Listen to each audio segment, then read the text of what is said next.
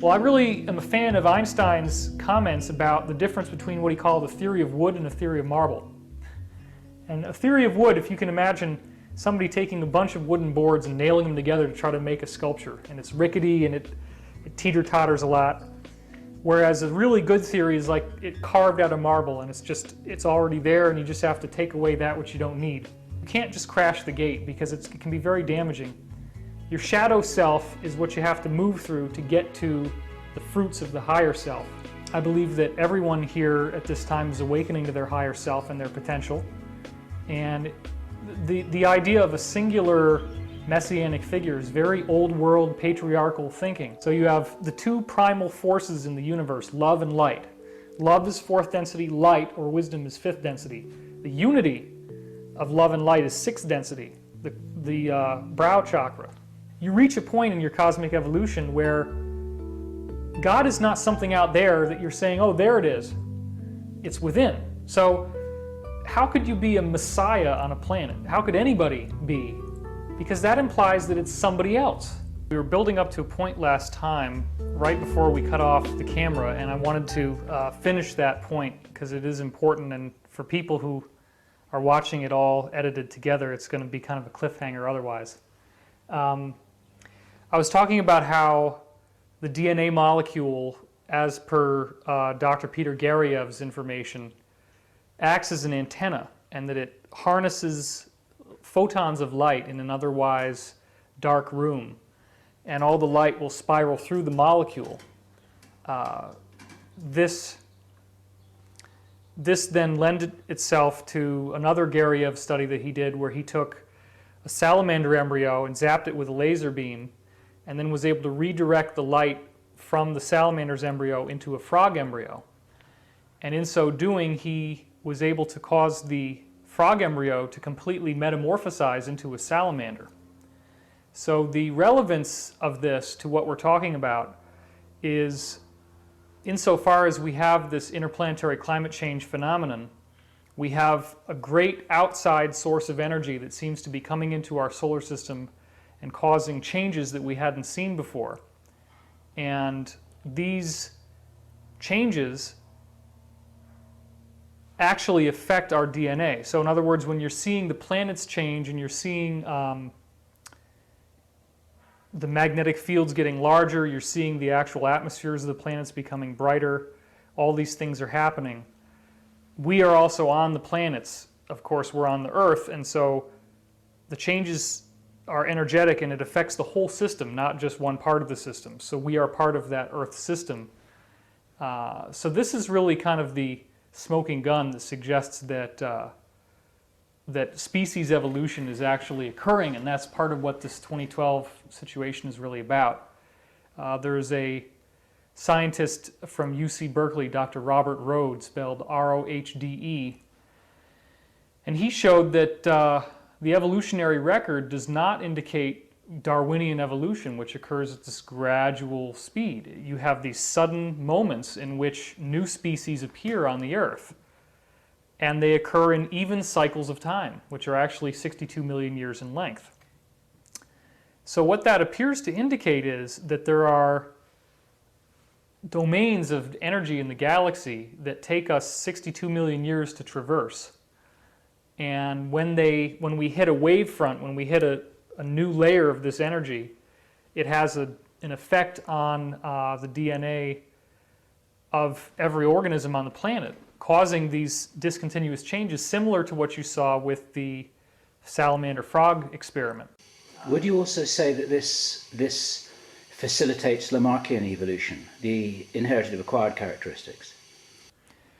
Yeah, insofar as it seems that the energy field that we're interacting with itself is a conscious source, and given the fact that the field itself is conscious, events that cause great stress or pain to an organism are uploaded into the collective mind of that species field, which Dr. Rupert Sheldrake calls them morphogenetic fields. So then what happens is there is an adaptive mutation that occurs based on the needs of that particular species in its environment. The core of what Sheldrake is coming out with in my mind, is most easily seen with the Baxter studies, Dr. Cleve Baxter. Now, last year we actually went down to San Diego and filmed Dr. Baxter.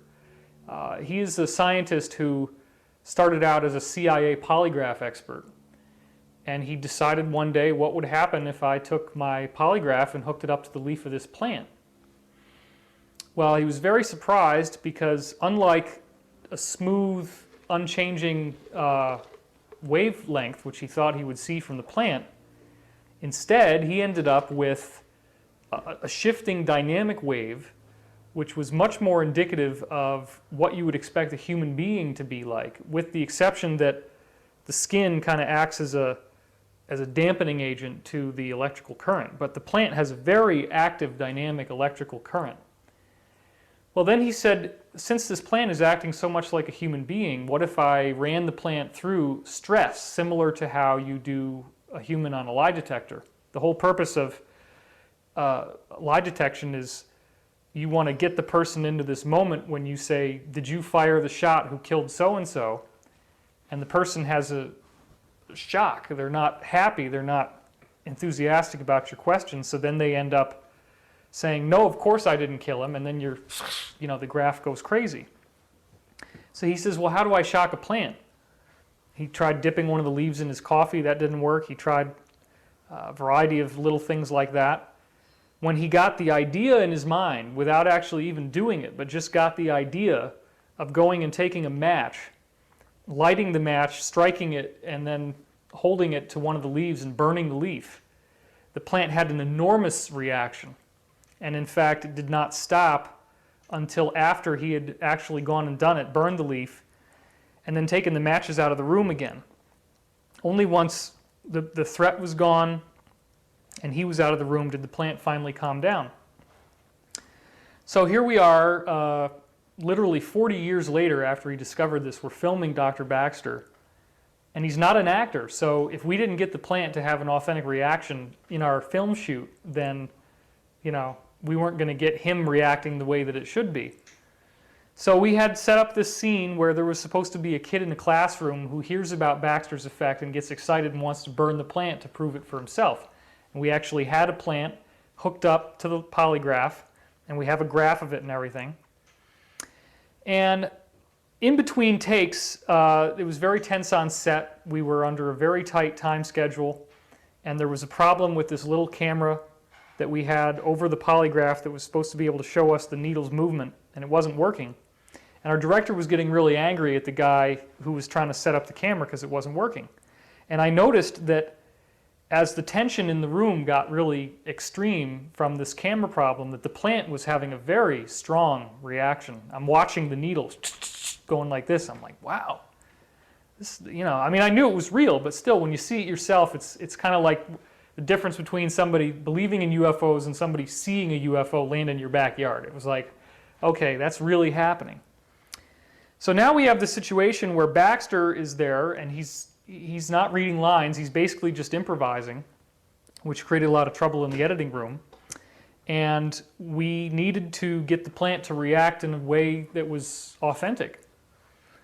So I finally got this idea in my mind that I would, at the exact moment in the scene where the kid gets up out of the chair and is going to threaten to burn the plant, my part in that scene is that I'm supposed to try to stop him. I put my hand on his chest and basically push him back.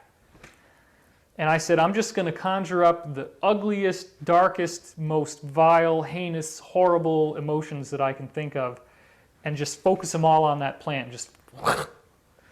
And I didn't want to have it show on my face because it wouldn't be appropriate for the shot, but I wanted to get like nervous and have my heart suddenly race. And so we did the shot. The kid gets up to light the plant on fire, and I just blasted this plant with this bolt of very nasty energy, and the plant went crazy. And Baxter is like, "Oh, we got a reaction there," and that was so gratifying because it proved that this is real. Now, the reason why I'm telling you this story is because Baxter proved this not just with plants. He proved it with bacteria. He proved it with single cells. He proved it with human cells. Dr. Brian O'Leary, NASA astronaut, actually gave him a skin sample from the inside of his mouth, and they put it in a tiny little test tube with gold wires, and then sent O'Leary off to the airport. And O'Leary, they synchronized watches, and O'Leary would write down every time something stressful happened to him, like, oh my God, I missed my turn on the thruway or the freeway or wherever. I guess it would have been the freeway because this was California. Thruway is an upstate New York thing. So anyway, O'Leary is writing down every time that he has a stressful event. Well, sure enough, here's his living cells 300 miles away in the lab, and every single time he had a stressful event, his cells were showing a reaction. So then you have to ask yourself, okay, well, what happens if two people's cells come together to make a child? Like the parent-child psychic connection, right? Then you say, well, okay, is it only cells that are from your own body or near to your own body? We actually know that it's not that way. Plants respond to other organisms dying. They don't just respond to threats of their own. You can get a plant to respond to the death of brine shrimp. That was one of Baxter's famous experiments, where he randomly dumped brine shrimp, living brine shrimp, into boiling water, and it would kill them, and as long as nobody else was in the building, the plant would react to the death of the shrimp.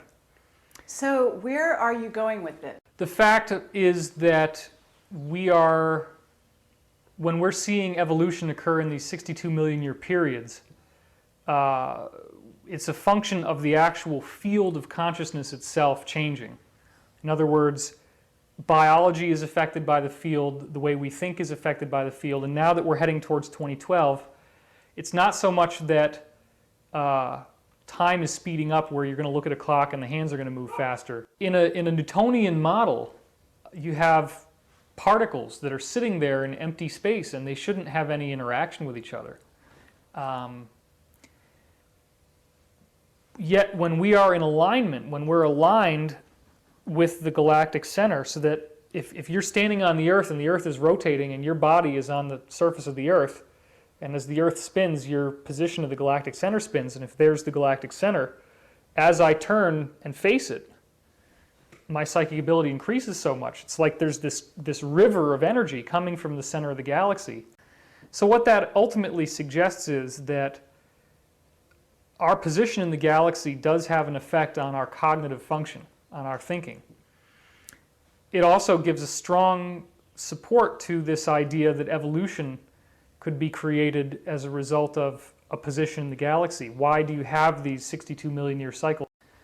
In order to really understand how this science works, you have to think in terms of fractals. And what fractal means is that it's actually a term derived from taking an imaginary number, which is the square root of -1, and chunking it through a very simple operation, a little equation. And then you take the product of that and you run it through again, and you take the product and you run it through again.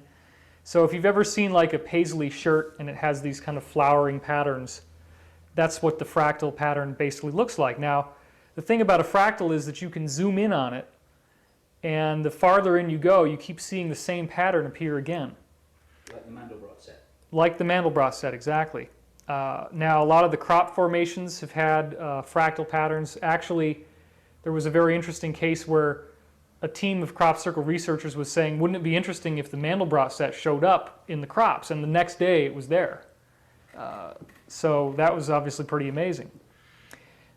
The fractal principle is important because you have an energy system within an atom, which in some degree is similar to the energy system within the solar system, which in some degree is similar to the energy system within the galaxy, and even the galaxies all have an orbit around a universal center as well. And that has been determined by research from Russia by Dr. A.M. Mishin, M-I-S-H-I-N.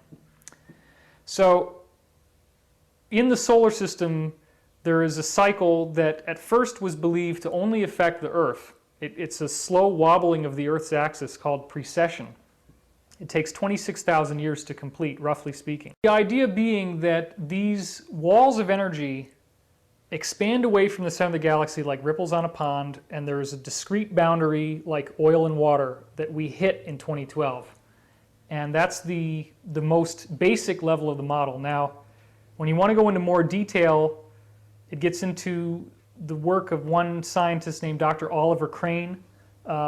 He wrote a paper called Central Oscillator and Space-Time Quantum Medium, which is, whoa, very scientific sounding word, but central oscillator means that you have a little pulsation, and you have these toroids. The torus shape is a sphere with a donut hole in the middle. And you have to imagine now that there's an energy flow going through that torus. And it goes through the center. And at the center, there's colliding pressure, which causes there to be a sphere in the center. The pressure increases on the sphere collapses down in size, but then it's like a piston. There's an explosion from the energy coming together, and the explosion blasts it back to its normal size. Then the pressure collapses it again. In the collapse, it creates a surge of energy which explodes it, and it comes back. So you get the idea now how there could be like a rhythm, like a pulse, okay? Well, that's what happens. There's this pulsation at the center of every torus. And that pulsation then ripples out through the medium, because this whole torus is like a fluid. It's like a medium. So the pulses are going out from the center. They reflect off the outside edge of the sphere, okay? And then they start going back towards the center. So they're going out and coming back. So you have this area in the center which is doing this, right? Then you have waves going out, waves reflecting off the edge, waves coming back to the center. So this is what's happening. Now, the waves that go out and the waves that come back are interfering with each other. They collide with each other. When they do, they form walls, spherical walls of energy where there's a higher concentration, because you got the wave that's coming, you got the wave that's going, and they collide together and they form this wall. Now, as more energy gets into the system, the central oscillator starts going a little bit faster, or maybe the rhythm doesn't change, but the power of the waves change, and so the actual size of the whole system gets larger. And this is what's actually happening. It's basically a counter-rotating energy force. The way that you have this actually goes back to the ancient Vedic scriptures from India. They talk about Purusha and Prakriti, the two primeval forces, which actually are geometries. Purusha is a icosahedron, Prakriti is a dodecahedron, which are these basic geometries, the Platonic solids as they're called. So one basically stays stationary and the other one moves, and they counter-rotate inside of each other. So you now have to imagine two spheres with the donut hole in the same space, and as they collide, they counter-rotate, and they form, one as it rotates forms a wave that's going up like this. The other one as it rotates form a wave that goes down like this. The upgoing wave and the downgoing wave collide in the center, form this sphere. That pressure creates the pulsation. The pulsation creates ripples that go out. Ripples come back. They interfere with each other. They create these walls of energy. And as the system evolves, the walls of energy push away from the center and they grow and expand in size. As those walls collide with our solar system, they charge up the sun, they charge up the planets. That's what we're seeing in my work with Hoagland. It affects the whole solar system. It changes our DNA. It expands our consciousness.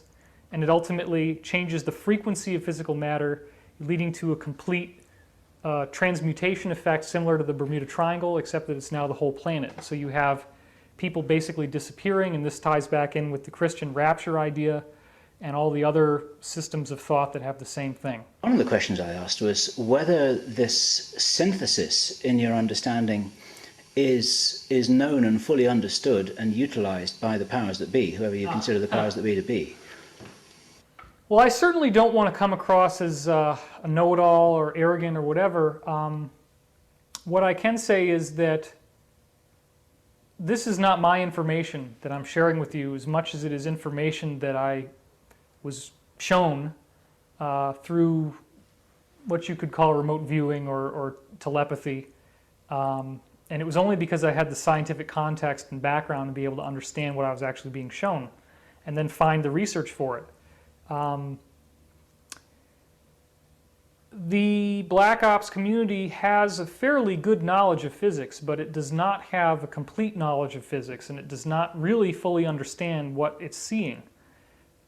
it has long been a surprise to me the lack of knowledge on behalf of individual members, whistleblowers within that community.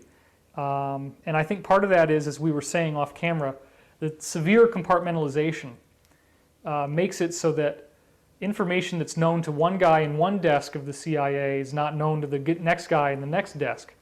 And I actually met with a retired CIA officer who confirmed that to me. And it's the same with the scientists. The guy in Livermore doesn't know what the guy in Los Alamos is doing, and sometimes even when they're told to share information, they don't even do that. So what you end up having, like in quantum mechanics, there are so many competing models to try to explain the basics of quantum mechanics. Superstring theory, 11 dimensions, 26 dimensions, 9 dimensions, Kaluza-Klein theory, which is a 5-dimensional universe. And the mathematics are so complex that you can't learn all of it. You can only learn one very specialized area. Well, I really am a fan of Einstein's comments about the difference between what he called the theory of wood and the theory of marble. And a theory of wood, if you can imagine somebody taking a bunch of wooden boards and nailing them together to try to make a sculpture, and it's rickety and it teeter-totters a lot. Whereas a really good theory is like it carved out of marble, and it's already there, and you just have to take away that which you don't need. Einstein said that a really good theory is self-evident. It's simple, it's easy, you can explain it, and it works. We're now dealing with a unified science in which we see the same properties at the quantum level as we see at the galactic level, the micro and the macro, and in mainstream science, quantum physics and relativity theory, which is Einstein's physics, do not interrelate with each other. There's a very big disconnect there. Unified field theory is going to have to unify those together, and I believe that what I'm describing to you is a unified theory. Part of that is how we see the same effects in the quantum field showing up in the structure of these superclusters of galaxies, where they're all based on this octahedron shape, like an egg carton. They call it an egg carton universe. That's Bataner and Florido. Those two scientists in Spain did that research. So I don't want to get too far off track into physics things, because a lot of people start, when you do this on stage, you see the heads start going like this.